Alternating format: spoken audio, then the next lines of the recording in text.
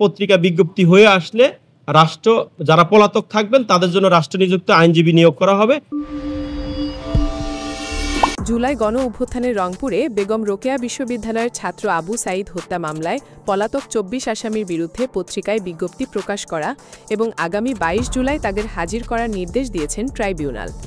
একই সঙ্গে অন্য মামলায় গ্রেফতার থাকা আসামি রাফিউল হাসান রাসেল ও আনোয়ার পারভেজ আপিলকে এই মামলায় গ্রেফতার দেখিয়ে হাজির করতে নির্দেশ দিয়েছেন ট্রাইব্যুনাল।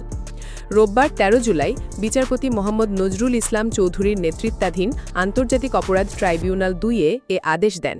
এ বিষয়ে আন্তর্জাতিক অপরাধ ট্রাইব্যুনালের প্রসিকিউটর আব্দুস সাত্তার পালোয়ান জানান, মাননীয় ট্রাইব্যুনাল আগে ৩০ জন আসামির বিরুদ্ধে কগনিজেন্স নিয়েছেন।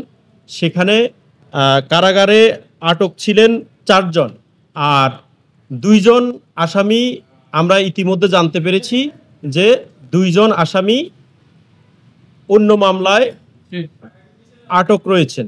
সেজন্য আমরা সেই ২ জনকে এই মামলায় প্রোডাকশন ওয়ারেন্ট ইস্যু মূলে হাজির করার জন্য আমরা মাননীয় ট্রাইব্যুনালে আবেদন করেছি। মাননীয় ট্রাইব্যুনাল সেটি মঞ্জুর করেছেন। সেই ২ জন আসামির বিরুদ্ধে প্রোডাকশন ওয়ারেন্ট ইস্যু করা হয়েছে। আর বাকি ২৪ জন পলাতক আসামির বিরুদ্ধে মাননীয় ট্রাইব্যুনাল দুটি পত্রিকায় বিজ্ঞপ্তির জন্য আদেশ দিয়েছেন, যেটি রেজিস্ট্রার অফিস ব্যবস্থা নেবেন এবং পরবর্তী দিন ধার্য করেছেন ২২ জুলাই ২০২৫।